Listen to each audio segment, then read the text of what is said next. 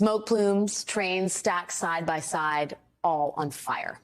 At least 11 of the cars that derailed carried the carcinogen vinyl chloride, along with other chemicals used to make adhesives, plastics, and construction materials, all right in the middle of a town of nearly 5,000 people that borders Pennsylvania.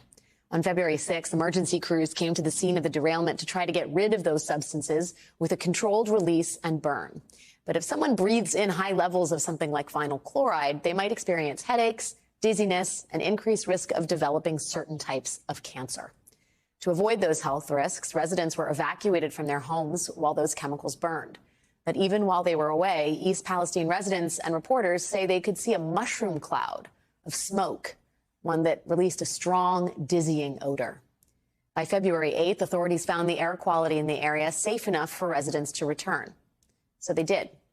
And this is what they observed next.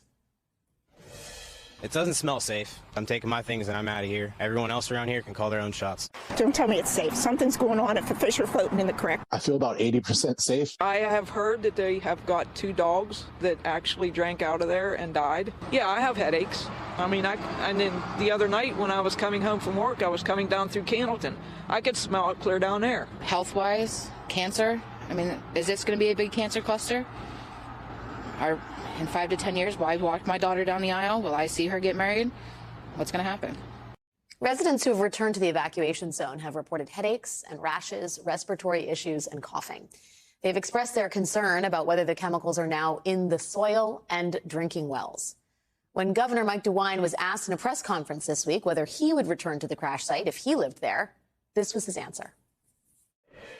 I think that I would be drinking the bottled water, and I would be continuing to find out what the tests were showing as far as the air.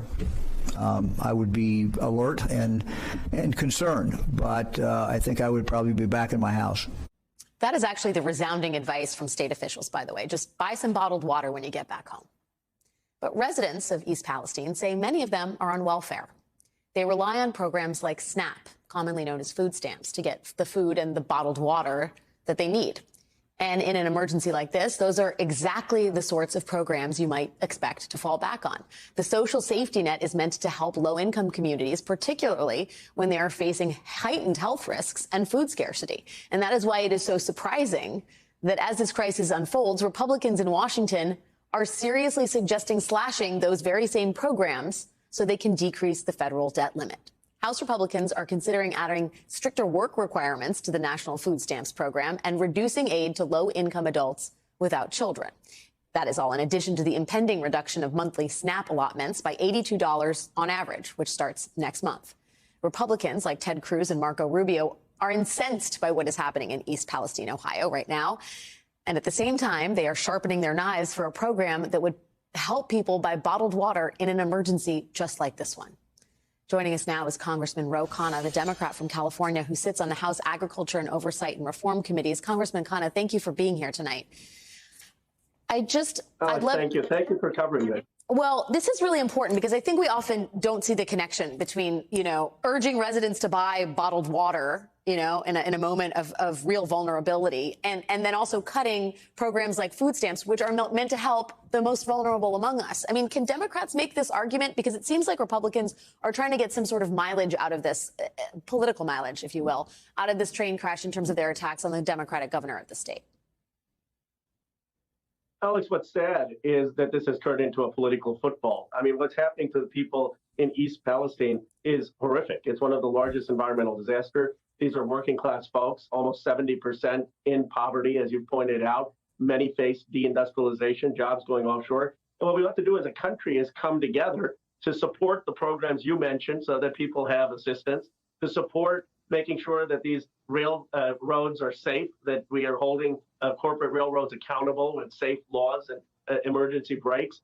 And we, instead of throwing punches at each other in a partisan way, let's focus on the people there who are suffering. It seems like the Republican Party setting the train saga aside, understands that it has a problem when it comes to their stance on social safety net problems. I mean, writ large, there is a debate about how public the GOP can be with their intention to slash social safety net programs. You have Donald Trump out there saying it's, Rick Scott should not be talking about the slashing of Social Security and Medicare. We're not going to talk about the sunsetting of entitlement programs. It's a bad idea. Let's not do that. Bad news for Rick Scott of Florida. There will be no cuts. I mean, Trump seems to understand the reality of this. He knows the people of East Palestine. They voted for him. I think 71% of the residents there voted for Trump. And yet, there's a parallel universe in which the party, especially in Washington, continues forward trying to do the very thing that they say they're not trying to do. Do you think that hypocrisy comes home to roost as they try and slash SNAP ahead of the passage of the Farm Bill? I do. Look, Alex, there's a reason Donald Trump won the presidency and Mitt Romney didn't.